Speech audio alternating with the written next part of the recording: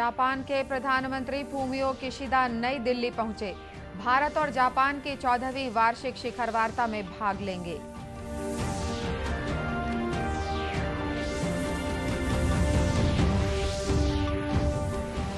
देश में अब तक 181 करोड़ से अधिक कोविड के टीके लगाए जा चुके हैं। छत्तीसगढ़ में कोरोना संक्रमण की पॉजिटिविटी दर घटकर 0.66 पर पहुंची।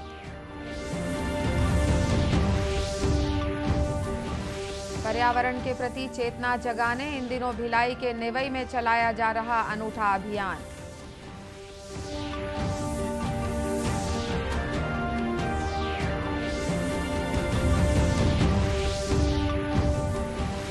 और कांकेर जिले के कोयलीबेड़ा में सिविक एक्शन कार्यक्रम के आयोजन से खिलाड़ियों में उत्साह का संचार।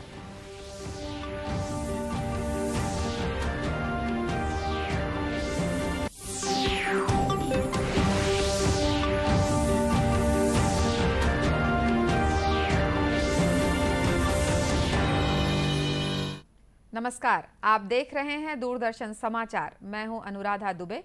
अब समाचार विस्तार से। जापान के प्रधानमंत्री फूमियो किशिदा नई दिल्ली पहुंच गए हैं। वे आज भारत और जापान की 14वीं वार्षिक शिखर वार्ता में भाग लेंगे। ये वार्ता 2 दिन तक चलेगी। पिछले साल प्रधानमंत्री का पदभार संभालने के बाद श्री किशिदा का भारत का ये पहला दौरा है। हमारे संवाददाता ने बताया कि शिखर वार्ता में प्रधानमंत्री नरेंद्र मोदी और फूमियो किशिदा की ये पहली मुलाकात होगी। इससे पहले जापान के पूर्व प्रधानमंत्री शिंजो आबे ने भी अपने कार्यकाल के दौरान प्रधानमंत्री नरेंद्र मोदी से कई बार मुलाकात की थी। केंद्र सरकार ने कहा है कि अब तक राज्यों और केंद्र शासित प्रदेशों को 183 करोड़ से अधिक कोविड रोधी टीके उपलब्ध कराए गए हैं। इनमें से 17 करोड़ से अधिक टीके राज्यों के पास बचे हैं। राष्ट्रीय कोविड टीकाकरण अभियान के तहत देश में अब तक 181 करोड़ से अधिक टीके लगाए जा चुके हैं। केंद्रीय स्वास्थ्य मंत्रालय ने कहा है कि कोरोना संक्रमण से स्वस्थ होने की दर बढ़कर 98.73% हो गई है। मंत्रालय ने बताया है कि अब तक 4,24,61,000 से अधिक मरीज स्वस्थ हो चुके हैं। इधर छत्तीसगढ़ में कोरोना संक्रमण की दर में लगातार गिरावट जारी है। प्रदेश की पॉजिटिविटी दर घटकर 0.66% पर पहुंच गई है। प्रदेश में कल कोरोना संक्रमण के 12 नए मामले सामने आए हैं।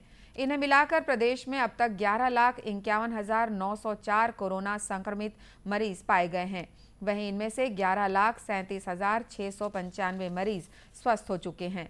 वर्तमान में 175 मरीजों का प्रदेश के विभिन्न अस्पतालों और होम आइसोलेशन में इलाज चल रहा है। कबीरधाम जिले की पहली और छत्तीसगढ़ की दूसरी आरएचओ पिंकी खरे को टीकाकरण में उत्कृष्ट कार्य के लिए अंतर्राष्ट्रीय महिला दिवस के अवसर पर सम्मानित किया गया। केंद्रीय स्वास्थ्य और परिवार कल्याण मंत्री डॉक्टर मनसुख मांडविया द्वारा 8 मार्च को नई दिल्ली में आयोजित कार्यक्रम में पिंकी खरे को पुरस्कार प्रदान किया गया। कार्यक्रम में कोरोना नियंत्रण में टीकाकरण कर्मियों के योगदान को रेखांकित करने के लिए देश भर से चयनित महिलाओं के लिए टीकाकरण कर्मियों को सम्मानित किया गया। सम्मान प्राप्त करने के बाद पिंकी खरे ने दूरदर्शन समाचार से बातचीत में बताया कि कोरोना काल में टीका लगाना चुनौती से कम नहीं था, लेकिन उन्होंने इस चुनौती को स्वीकार कर लोगों को प्रेरित करने और उन्हें सुरक्षित रखने के उद्देश्य से टीकाकरण कार्य में जुटे रहीं।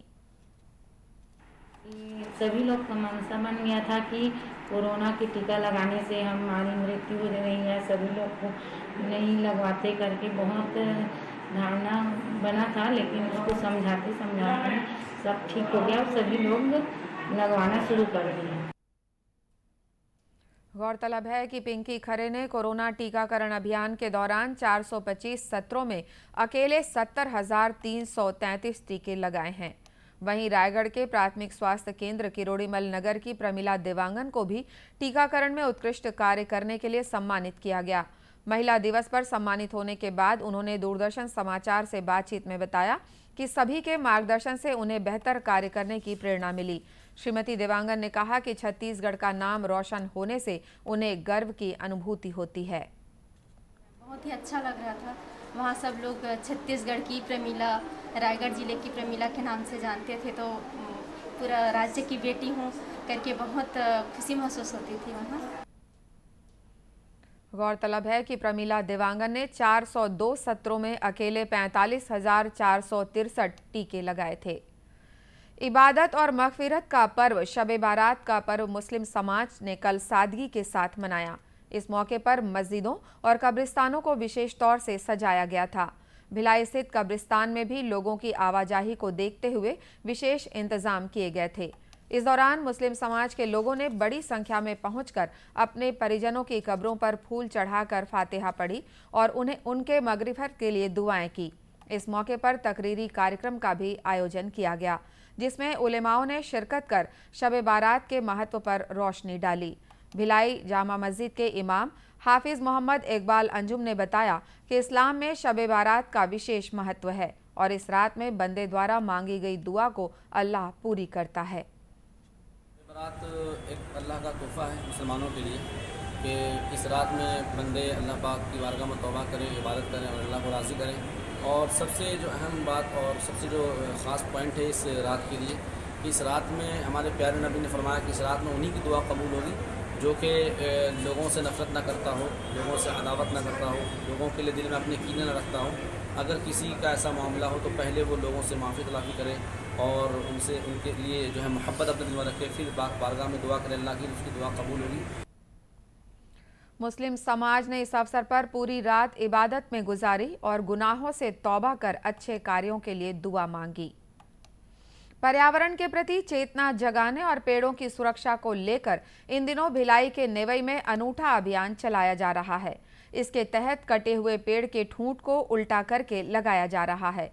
मूर्तिकार अंकुश देवांगन इस संदेश प्रधान सौंदर्यीकरण के कार्यों को अंजाम दे रहे हैं। उन्होंने दूरदर्शन समाचार से बातचीत में बताया कि समय रहते हम यदि नहीं चेते तो कहीं प्रकृति हमें न उल्टा कर दे। उन्होंने बताया कि कटे हुए 11 पेड़ों को उल्टा लगाया जा चुका है, 9 और पेड़ लगाए जाने बाकी हैं। होने के नाते हम लोग थोड़ा भावना पक्ष प्रबल हो जाता है, तो हम जब दुनिया भर में देखते हैं कि वृक्ष इतने कट रहे हैं तो निश्चित रूप से हम और ज़्यादा दुखी हो जाते हैं और प्रकृति से हमारा तादात्म्य है।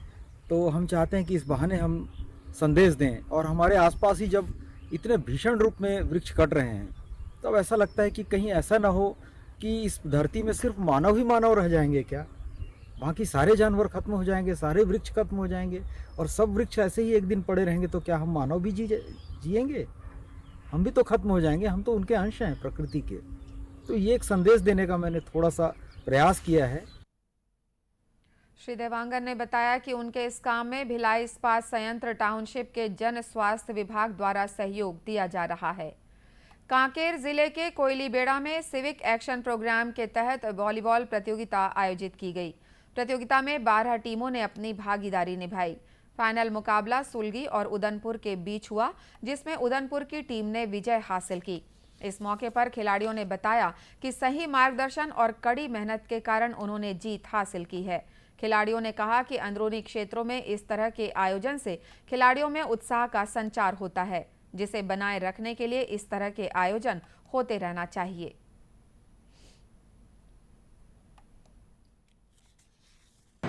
एक बात मैं बोलना चाहूँगा, हमारे उड़नपुर के सेंसर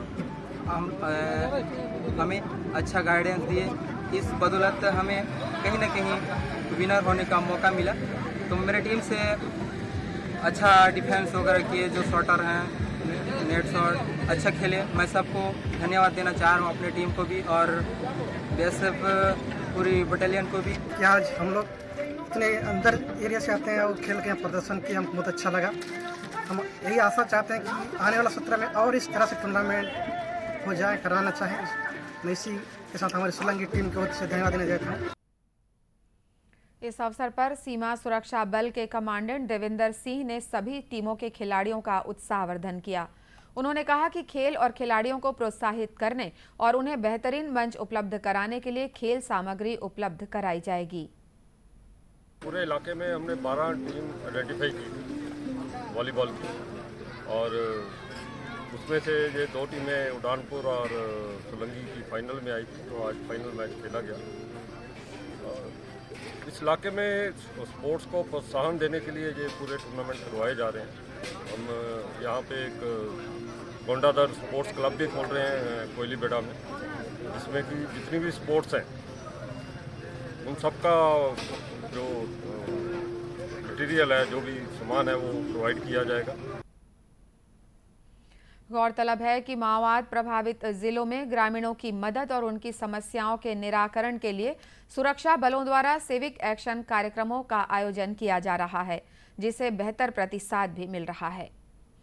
आजादी के लिए भारत का शानदार संघर्ष आधुनिक विश्व के महानतम संघर्षों में से एक है। दूरदर्शन समाचार इतिहास की धारा बदलने वालों की झलक रोजाना आपके लिए लेकर आ रहा है। आज की इस कड़ी में हम बात कर रहे हैं स्वतंत्रता सेनानी नारायण भास्कर खरे के बारे में। आज हम स्वतंत्रता सेनानी नारायण भास्कर खरे का भी स्मरण कर रहे हैं। नारायण भास्कर का जन्म 19 मार्च 1884 को महाराष्ट्र के पनवेल में हुआ था।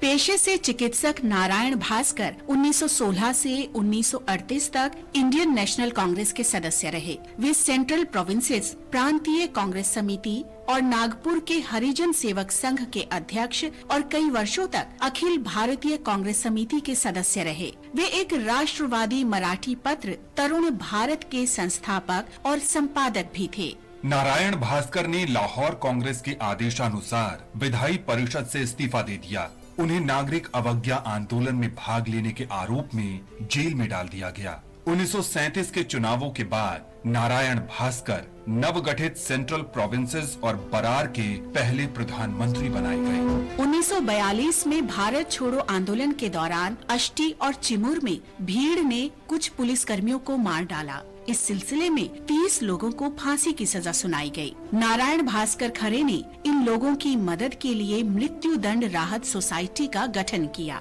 वे मई 1943 से जुलाई 1946 तक वायसराय की कार्यकारी परिषद के सदस्य रहे। परिषद में वे राष्ट्रमंडल संबंध विभाग के प्रभारी थे। बाद में नारायण भास्कर खरे संविधान सभा के सदस्य के रूप में भी सेवारत रहे। 1952 में वे मध्य प्रदेश के ग्वालियर से लोकसभा सांसद चुने गए और 1955 तक सांसद रहे। बाद में वे नागपुर में बस गए। 1970 में उनका निधन हुआ। इस महान राष्ट्रवादी नेता को हमारा नमन।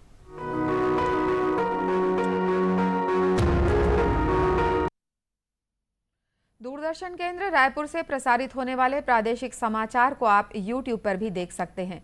हमारे YouTube channel Chhattisgarh DD news पर प्रादेशिक समाचार उपलब्ध रहेगा। YouTube चैनल का लिंक और QR कोड आप स्क्रीन पर देख सकते हैं।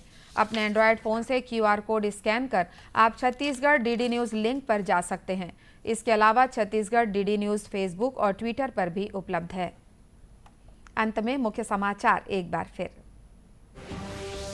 जापान के प्रधानमंत्री फूमियो किशिदा नई दिल्ली पहुंचे। आज शाम भारत और जापान की 14वीं वार्षिक शिखर वार्ता में भाग लेंगे।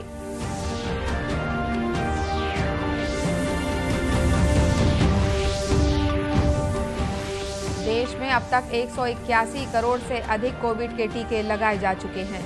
छत्तीसगढ़ में कोरोना संक्रमण की पॉजिटिविटी दर घटकर 0.66 पर पहुंची।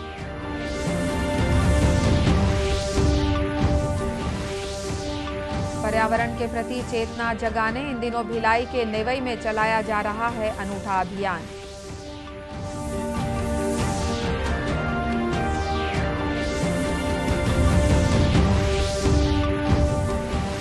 और कांकेर जिले के कोयली बेड़ा में सिविक एक्शन कार्यक्रम के आयोजन से खिलाड़ियों में उत्साह का संचार।